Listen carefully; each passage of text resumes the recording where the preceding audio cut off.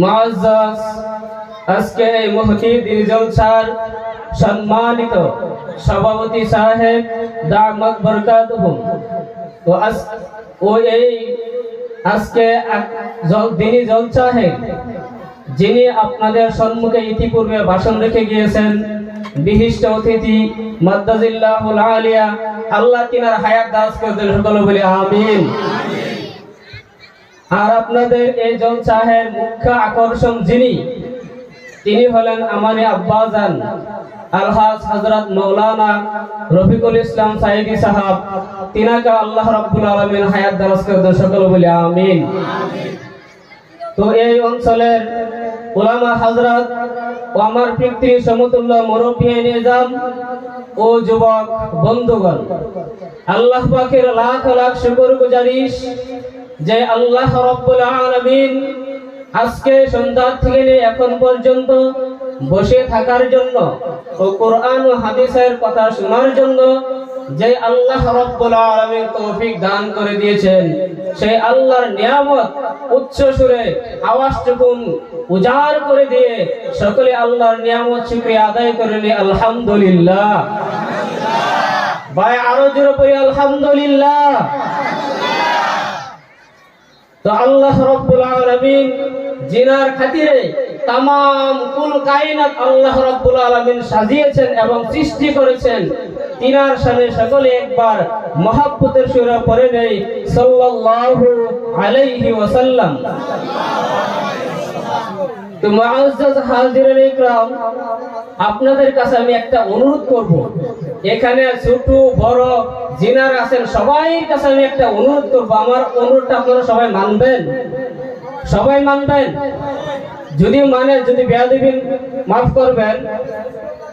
সামনের জায়গা ইনশাআল্লাহ বহুত ফাঁকি, পিছনে আমাদের ভাইরা বসতে পারতেছে না। যদি মেহেরবানি করিয়া আপনারা সামনের জায়গাগুলো একটু সামান্য হরকত করে আগের দিকে এসে যায়। ভাই কি বলবো, যদি আপনারা সামনের জায়গাটুকু পুরা করে দেন, আল্লাহ রাব্বুল আলামিন আপনাদের জন্য জান্নাতের মধ্যে জায়গা করে দেন। বলেন সুবহানাল্লাহ। আমার ভাইয়ের, আমার বন্ধুগণ, সামনের জায়গা আপনার, পিছনের জায়গা আমাদের যুবক বন্ধুরা আর আমাদের মুরব্বী বাবারা যিনারা রয়েছে তিনাদের জন্য।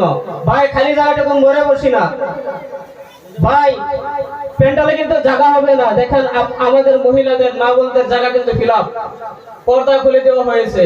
তো আমাদের ভলান্টিয়ার ভাইরা যিনারা আছি তিনাদের কাছে আমি একটা অনুরোধ করি, যারা তিনারা যাতে ওই মহিলা প্যান্ডেলটা এমন ভাবে তারা সৌন্দর্য রক্ষা করে যাতে কোনো যুবক গাদাগাদিরা যাতে কোনো অসুবিধা না হয়।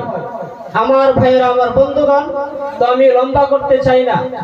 আমার মাইকম্যান ভাই সামান্য টিরিবক দিয়ে দাও।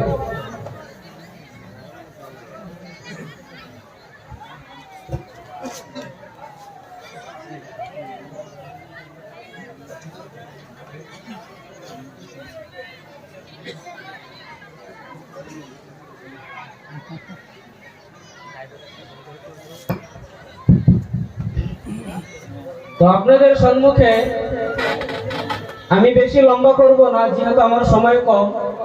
আমি কোরআন থেকে একটা আয়াত তেলাওয়াত করেছি, কুল ইন কুনতুম তুহিব্বুনাল্লাহা ফাত্তাবিউনি ইউহিব্বুকুমুল্লাহ ওয়া ইয়াগফির লাকুম যুনুবাকুম ওয়াল্লাহু গফুরুর রহিম। আল্লাহ রাব্বুল আলামিন বলেন, আল্লাহর নবী সাল্লাল্লাহু আলাইহি ওয়াসাল্লাম তিনি বলেছেন, কুল ইন কুনতুম তুহিব্বুনাল্লাহা ফাত্তাবিউনি ইউহিব্বুকুমুল্লাহ। আল্লাহ বলেন, যদি কোনো মানুষ, কোনো ব্যক্তি, কোনো বান্দা, কোনো যুবক বন্ধু বা কোনো মুরব্বী বাবা, যদি পৃথিবীর যে কোনো মানুষ যদি আমাকে ভালোবাসতে হয়, তাহলে সর্বপ্রথম আমার রাসূলকে ভালোবাসো, আমার হাবিবকে ভালোবাসো। আমাদের রাসূলকে, আমাদের নবীর নাম কি ভাইজান? আমরা সবই বলি আমাদের নবীর নাম কি? হযরত মুহাম্মদ মুস্তাফা সাল্লাল্লাহু আলাইহি ওয়াসাল্লাম, তিনি হলেন আমাদের নবী। আমার বন্ধুগণ, আমার ভাইরা, এই নবীর সাথে কি বলবো, বলতে গেলে চোখের পানি এসে যায়। কারণ আমরা দেখতেছি নবীজি যে আমাদের উপরে যে দুইটা বস্তু রেখে গিয়েছেন, কোরআন ও সুন্নাহ, এই দুইটা বস্তু থেকে আমরা সকল মানুষ বিরত থাকতেছি। সকল মানুষ বিরত থাকতেছি কেন? যার কারণে আমরা মুসলমান যেখানে যাইতেছি সেখানে লাঞ্ছিত, বঞ্চিত, পদদলিত হচ্ছে। কথা কোন ঠিক কিনা? কারণ